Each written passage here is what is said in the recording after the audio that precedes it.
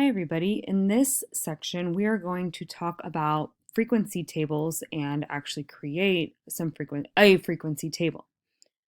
So important definitions. First is the distribution of a sample. This is any kind of a list that records two things. One, the values that are observed, and two, the frequencies of these values. So frequency is really just a word for the count, like how many times each value occurs. So that's what the frequency is, the number of times your value is observed. And then we also have something called the relative frequency, which is just another word for the percentage. That's the number or the rate expressed as an amount out of 100, part of a whole. So the first step in almost every statistical investigation is to visualize your distribution of the sample. By creating the appropriate graphic, you can start to see patterns that otherwise may escape your notice. So first, what we've got here is we have some raw data from the NCAA. This data shows the number of goals scored by first-year NCAA female soccer players in Division III in a certain season. So I don't know what season this is from, but that's what those numbers represent. Okay, so when you just have a list of data given like this, it can be very hard to see patterns and to distinguish any defining characteristics of your data, and hard to answer questions such as, what's the typical number of goals scored here? I don't know. It's just a list of numbers. Or is 19 goals unusually high? Well, it's very hard to tell given this presentation. So putting it in what we call a frequency table will make these patterns and make these things a little bit easier to understand. So I can make a frequency table of this on my own.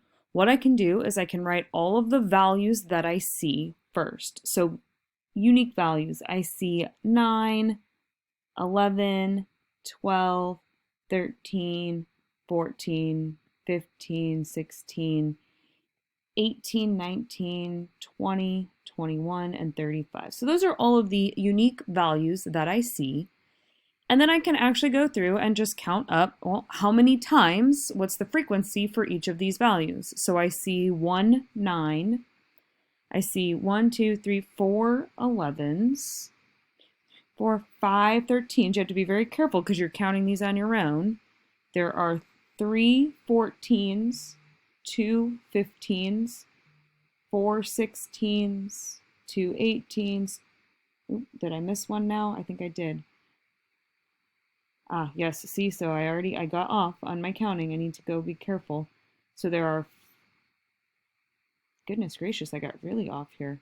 There are 4 11s, there's 1 12, there's 5 13s, 3 14s, 2 15s, 4 16s, 2 18s, 2 19s, 2 20s, 1 21, and 1 35. So yes, I can do this by hand. As you can see, you can very easily make a mistake I overlooked that 12 at first. I just missed it, so then I was off. And also, this is a very, very small set of data. What if my data set had a million numbers in it? Well, then this is not a good way to do that anymore. So we need to be able to call upon technology to do this for us. I have this data in an Excel document and I've shared that with you. So you should open that now. The Excel document is called Soccer Goals and Push-Ups. And on sheet 1, I have this data listed here. I've also shared with you a document with all of the Excel commands you need for the unit. So you should have that either up on your screen as well on a separate screen, or print it out in front of you right now so that you can follow along with that. I can't share everything on my screen. It'll get too busy. But what we want to do now is we've got our data. We want to load that data or type it in, so we've got that. So the first thing we did when making this frequency table is we put in all of the unique values.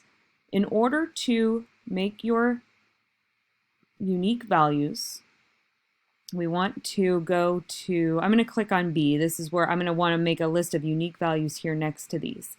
You want to go to your data option on your main kind of menu bar here and find advanced. It should be kind of here in the center. We want to choose copy to another location. We want to copy, and notice it already highlighted that data. I didn't even have to do it. It highlighted this data. So it says, okay, I want to take this data I've got already and I want to copy it where? So it already pre-populated with B1. That's where I want to put it.